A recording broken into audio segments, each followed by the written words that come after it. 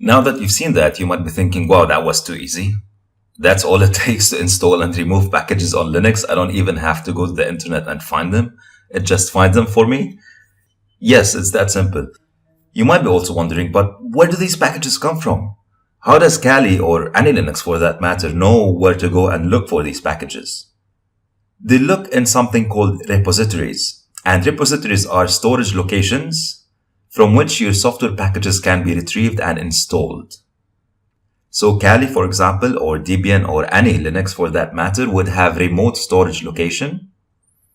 Once you issue the apt get command, your Linux box will go to that location, try and find the package, and if it does, it will download it and install it for you. However, sometimes you try to install a package and Kali cannot find it in the default repositories. So what do? First, let's have a look at what these repositories look like. They're usually under the etc/apt.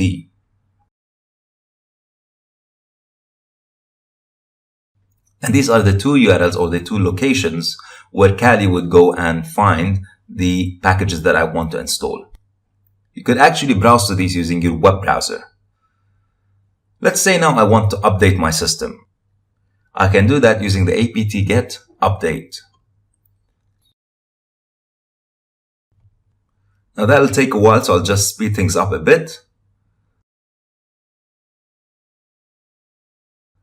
Now if I want to do a full distribution upgrade, I can do the apt get upgrade.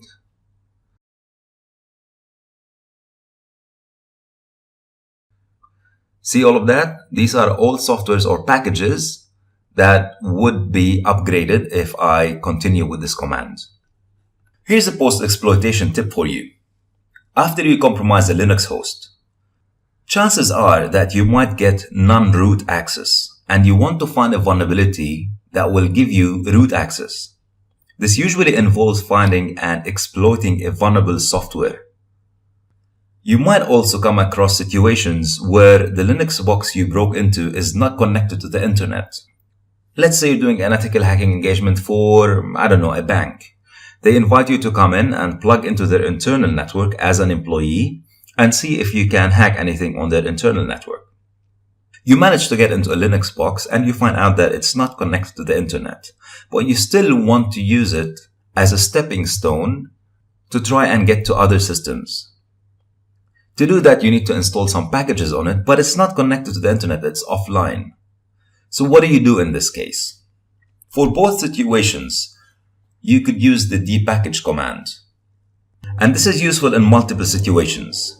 Sometimes software cannot be found in repositories. Nessus, for example, if you try to install it using the apt get command, you will not be able to find it.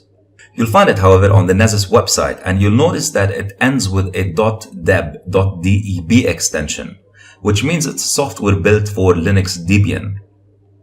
Unlike apt, however, we need to note that dpackage does not take care of dependencies for us. So if a package needs any dependencies, we'll have to take care of that ourselves.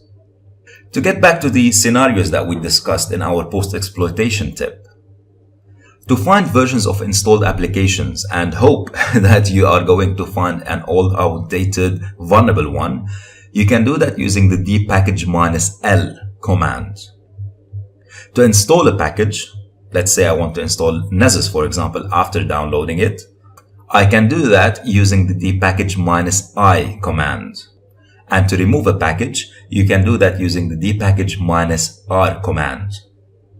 Now you might be wondering, but I just said that the Linux system was offline, and how am I saying that I can install Nessus after downloading it? That's going to be for another chapter. In another chapter, we're going to be learning how to download stuff on our Kali machine, and then how we can use our Kali machine as a server to upload stuff from our Kali to the victim machine. But for now, let's not worry too much about it. Let's just assume that you somehow managed to get the Nessus package on the victim machine, and you can use the dpackage command to install and remove it. Now remember, these are all situations that happen in ethical hacking engagements. Having said that, in ethical hacking engagements, you want to make sure that you have the permission to install and remove software. of your quote-unquote victim machine. So here's your mission for this section. On your Kali machine, install FileZilla. On your Windows machine, activate FTP. If you don't know how to do that, we explained that in our Hacking for Beginners course. Go back and review that section on Hacking for Beginners, and using the instructions on those videos, activate FTP on your Windows machine. Then, from Kali, open FileZilla and connect to your FTP server on Windows. Try to upload and download some files.